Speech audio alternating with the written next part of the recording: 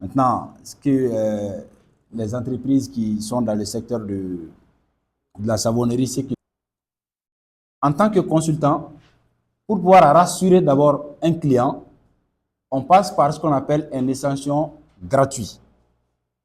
Soit on organise les petits déjeuners, c'est-à-dire les after-work, pour présenter votre offre.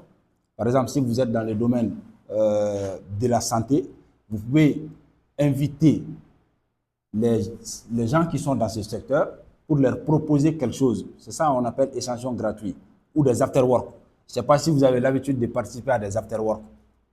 Et beaucoup de personnes organisent des after-work. Peut-être c'est des trucs gratuits, mais derrière, il y a une idée de vente derrière. Voilà, les after-work, ça, on appelle ça les petits déjeuners et les ateliers. Les after-work. Donc, c'est extrêmement important. C'est un peu l'un des piliers que le consultant a. C'est bon? L'after-work ou les petits déjeuners. C'est-à-dire, vous êtes dans un secteur, vous convoquez les personnes qui sont dans ce secteur, vous voulez leur offrir quelque chose, mais ils viennent de façon gratuite. Vous avez 30 minutes, 1 heure pour présenter votre boîte, votre structure, mais derrière, c'est pour leur vendre quelque chose. Mais ils viennent de façon gratuite. Peut-être un vendredi soir avant de rentrer à la maison, vous discutez avec un hôtel ou un restaurant à l'ACI, vous faites la lettre de partenariat, vous envoyez chez tout le monde, et 40-50 personnes cadre viennent, voilà, vous faites 30 minutes de présentation, 45 minutes de présentation, vous leur laissez votre carte de visite. Dans tous les cas de figure, à l'issue de cette rencontre-là, vous allez obtenir des clients. C'est ça. Vous allez obtenir des clients. L'objectif, c'est ça. Et pour organiser des petits déjeuners, il y a des erreurs qu'un consultant ne doit pas faire. Il y a des gens qui viennent, ils ne parlent que sur eux-mêmes. Il faut bien identifier d'abord le problème. Il faut choisir bien le thème. C'est très important. Et les recommandations spontanées également sont extrêmement importantes. Et pour la réussite des petits déjeuners, il y a 3 éléments, notamment le thème. Vous devez très bien choisir le thème. Ensuite, la prospection. Je pense que M. Falquet a beaucoup parlé sur la prospection. Et la foule, c'est-à-dire la masse, les clients. Il y a un autre module où je vais définir c'est quoi un client idéal tout de suite. Et là, les recommandations spontanées, ça doit s'adresser à des prospects très attirants. Ça doit être un réel investissement et une démonstration de valeur ajoutée. Lors des petits déjeuners, vous devrez d'abord démontrer la valeur ajoutée. Ici, on dit que le diable est dans les détails. C'est très important. En tant que consultant, c'est des trucs que vous devrez soigner chez vous.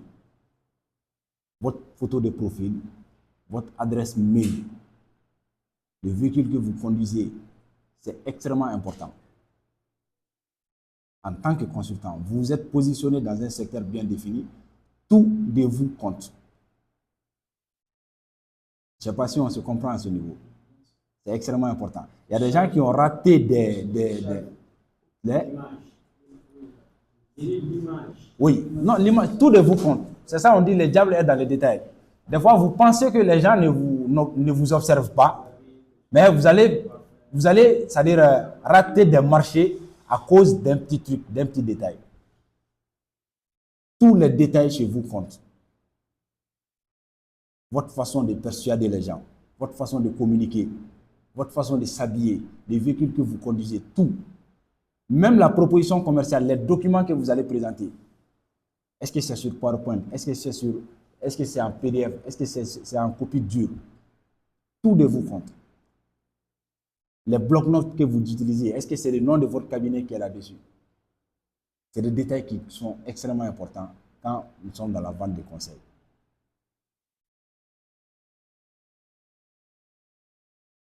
Donc, rassurer un client, ça passe par ces 2 choses, les échantillons gratuits et le diable est dans les détails. Tenir compte de ces 2 points. Deuxième clé de comportement, on parle de structurer. Et pour structurer également, il faut combien de rendez-vous pour vendre un service? Selon vous, il faut combien de rendez-vous pour vendre un service de conseil? 7. 17. Dizaine, oui. Bon, chacun a sa manière, hein. Voilà. Moi, j'ai énuméré ici 2 rendez-vous, communément appelés R1 et R2. Le premier rendez-vous, l'objectif du premier rendez-vous, c'est d'abord séduire les clients. Quand on va à un premier rendez-vous, on ne va pas avec une proposition commerciale directement. On va d'abord séduire les clients.